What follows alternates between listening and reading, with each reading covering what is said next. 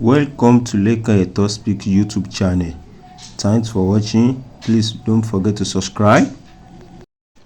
Lovers all over the world, àwọn nǹkan tó ṣẹlẹ̀ yìí ó lágbára púpọ̀. Àwa Yorùbá a ti sùn gbogbo àwọn nǹkan tí àwọn bàbá wa tí wọ́n pariwo ní kó tó di pé ó dojú ẹ̀, because ó ti dojú ẹ̀ ń sìn báyìí. Nǹkan tí olóyè Sunday Igboho náà pariwo ní tí a fi mú ní aláìda èèyàn láwa Yorùbá. Ẹ̀yin náà wo fídíò tí ó wà lójú móhùnmáwòrán wa yìí. Ẹ rí wípé àwọn Fúlàní ni wọ́n ń fi màálù náà fi ń jẹ oko àwa Yorùbá. Ṣó yẹ kó rí bẹ́ẹ̀?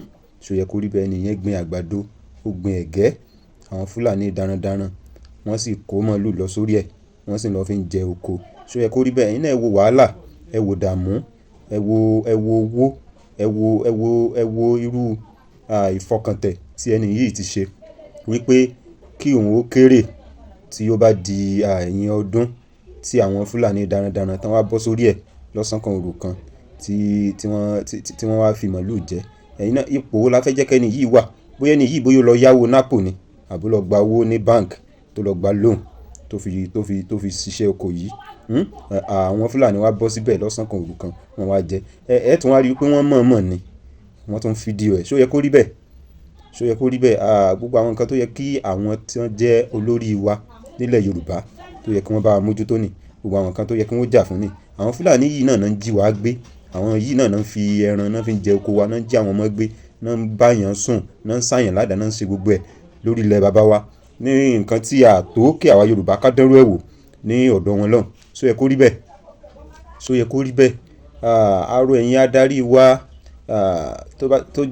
nǹkan tí ẹ̀yin náà kúkú ń rí gbogbo ẹ̀, kò kí ń ṣe pé ẹ̀ máa ń rí gbogbo ẹ̀. Ẹ̀ ń rí gbogbo ẹ̀. Ìgbà mí àwọn Fúlàní òru ni wọ́n ó kó màálù lọ sórí oko tí wọ́n lọ fi jẹ oko. Tó lóko bá tún yọjú sí wọn bí kan yọ̀ ìbọn, kan yọ̀ àdá, kan yọ̀ ọ̀bẹ.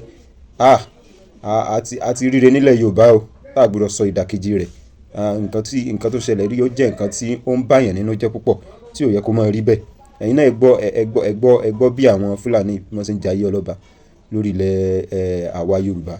Ẹ farabalẹ̀ kẹ́ wo fídíò. Ẹ rí i pé kò kí ń ṣe nǹkan tó tọ́, kò kí ń ṣe nǹkan tó yẹ kó máa wáyé, kò kí ń ṣe nǹkan tí ó yẹ kí àwa Yorùbá máa gbà mọ́ra ni. So ẹ farabalẹ̀ wo fídíò.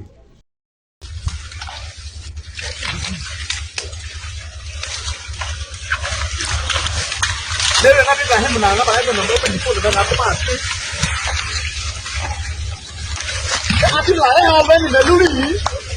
Láàárẹ̀ bọ̀dì mẹ́lú ìlànà pé òun ló ń mẹ́lú nànà. Ọ̀rẹ́ wá sí ní ẹ̀rọ ìjọba ìwòsí nànà. Òun ló wú rì. Ọ̀rẹ́ láwọ́ ìjọba ìwẹ́. Èyí mẹ́lú làárẹ̀ bá gbogbo jẹ́.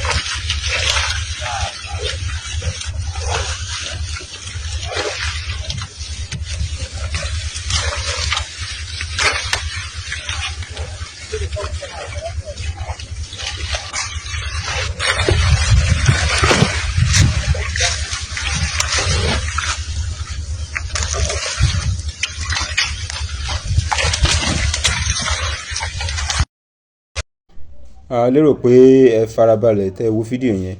Àwa Yorùbá ìmọ̀ wa ò ṣọ̀kan. Tá bá jọ fi ọ̀rọ̀ sí ibì kan tẹ́lẹ̀, àwọn kan náà ni wọ́n tún dìde lẹ́yìn tí wọ́n tún lọ tú àṣírí.